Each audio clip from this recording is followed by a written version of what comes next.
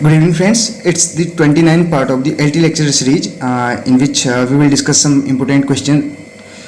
Before going to start this video, I would like to present a quotation, otherwise we can say a thought. कामयाबी मुझे मिले या ना मिले ये अलग बात है. कामयाबी मुझे मिले या ना मिले ये अलग बात है. मैं मेहनत भी ना करूं ये गलत बात है. तो कहने का मतलब है हमें मेहनत करते रहना चाहिए और कामयाबी तो मिल ही जाएगी. कामयाबी की तलाश में नहीं रहना चाहिए. अगर हम मेहनत करेंगे तो कामयाबी ज़रूर मिलेगी. तो पहला क्वेश्चन यहाँ पे है, क्वेश्चन नंबर 18 आपको दिखाई दे रहा होगा स्क्रीन पे, लेकिन आप इसको 18 ना मान के सीरियल पे आपको ध्यान नहीं देना है. तो ये कलेक्शन है. The Indian queen is heroic tragedy and rhymed couplet by John Dryden. तो यहाँ पे options a long poem in free verse by K Daruwalla. तो ये सारे ऑप्शंस हैं हमारे पास. तो ये 4 ऑप्शंस हैं. आपको टाइम दे रहा हूँ मैं, आप अपना स्कोर भी बता सकते हैं. ज़्यादा नहीं, यहाँ पे 7 से 8 क्वेश्चंस होंगे, उनके बारे में थोड़ा मैं डिटेल में एक्सप्लेनेशन दे दूंगा.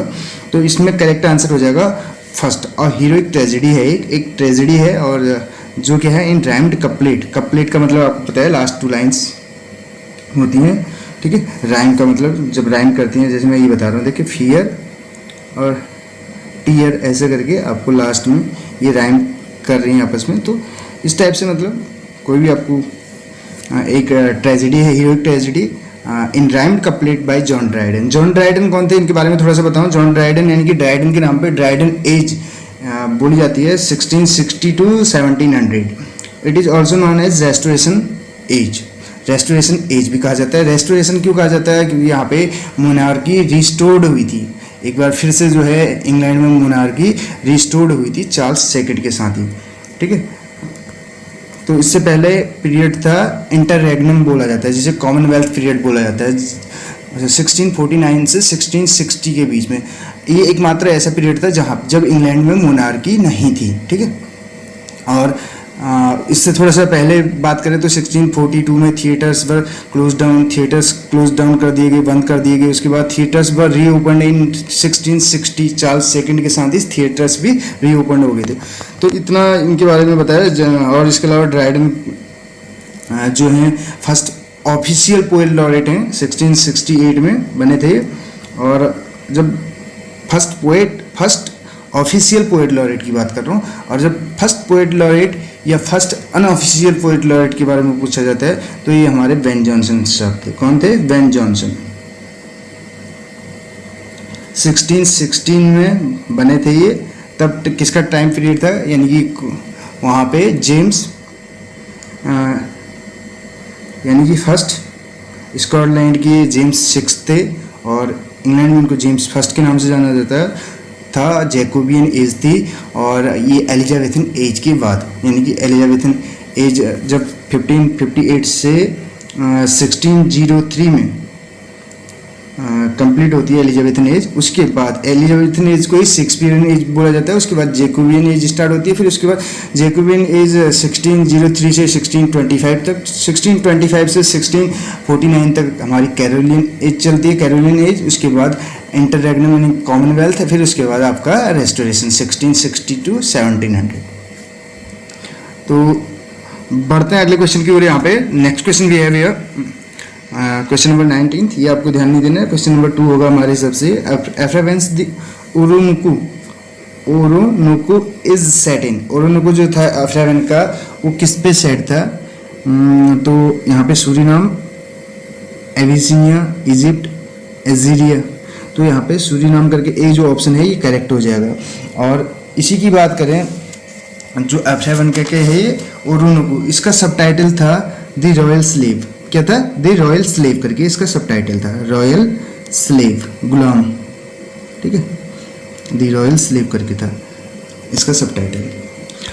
नेक्स्ट क्वेश्चन क्या है भैया? क्वेश्चन नंबर 3 इस वीडियो का बोलूँगे हम. सैमुअल जॉर्डसन का पामेला, जो कि पामेला के लिए यहाँ वर्चू रिवॉर्डेड करके जाना जाता है.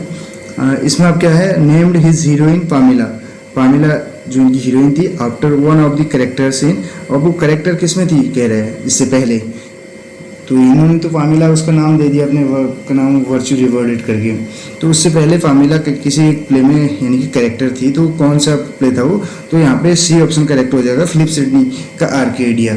आर्केडिया में जो है एक कैरेक्टर थी फिलिप सिडनी, जिनको द आइडियल रेनेसा मैन के नाम से जाना जाता है, द आइडियल रेनेसा मैन के नाम से जाना जाता है। और इसके अतिरिक्त बात करें आर्केडिया का सबटाइटल क्या था? The countess of Pembroke, the countess of Pembroke करके था, द काउंटेस ऑफ पेम्ब्रुक करके था, पेम्ब्रुक BROK, the countess of Pembroke करके। Next question we have in Canterbury Tales. Canterbury Tales किसने लिखा था? You know very well, Canterbury Tales has been written by Geoffrey Chaucer. Geoffrey Chaucer is the father of English literature, father of English language and father of English poetry. और इसके अतिरिक्त बहुत सारे subtitles हैं इनके। तो बात करें यहाँ पर who has a red face, तो रेड फेस किसका था? कैंटरबरी टेल्स की बात कर रहे हैं तो उसमें रेड फेस किसका था? फुल ऑफ सोर्स मीन्स दाग धब्बों से, पिंपल्स से भरा हुआ। तो ये जो था ए ऑप्शन हो जाएगा, दिस समनर। किसका था? दिस समनर करके।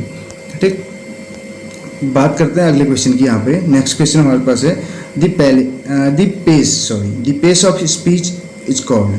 अब जो पेस ऑफ स्पीच की जो पेस है, देखिए अलग अलग, जब अगर बात करें पर्सन्स की बात करें या अलग अलग कंट्रीज के पीपल की बात करें, लोगों की, तो उनका जो बोलने का जो ढंग होगा, तो उसकी पेस होगी, वो क्या होगी, उसमें आपको अंतर दिखाई देगा।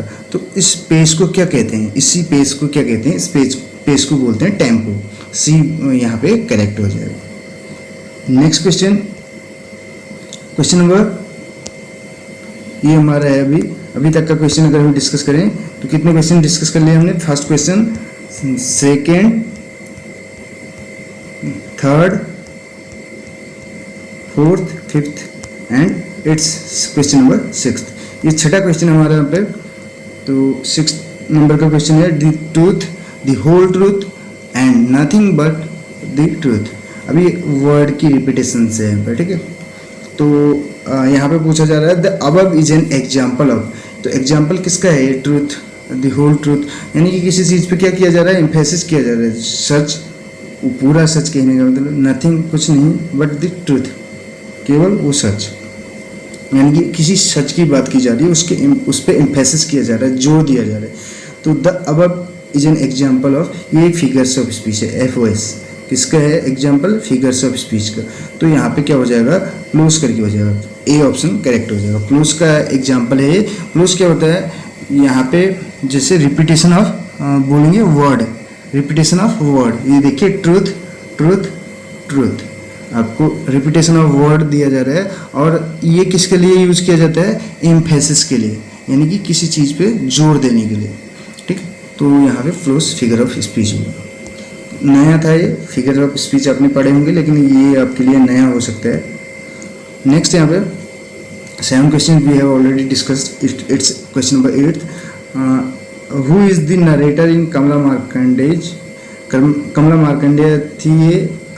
तो इनके नेक्टर इन सीब में नरेटर कौन है, यहाँ पे पूछा जा रहा है। तो नरेटर कौन था इसमें? Rukmani. She will be the correct answer. Next question यहाँ पे है which of the following historical events does Tennyson's poem the charge of light brigade describe? तो चार्ज ऑफ लाइट ब्रिगेड था जो, ये डिस्क्राइब करता है किसको? तो ये डिस्क्राइब करता है, आपको पता होगा, द क्रिमियन वॉर को। किसका है ये वर्क? टेनिसन का। टेनिसन यानी कि representative poet of Victorian age, उनको बोला जाता है। तो ये थे कुछ क्वेश्चंस। कैसी लगी वीडियो आपको जरूर बताइएगा, आपके लिए हेल्पफुल रही होगी, ऐसी हम उम्मीद करते हैं। मिलते हैं अगली वीडियो में, तब तक के लिए बने रहिए।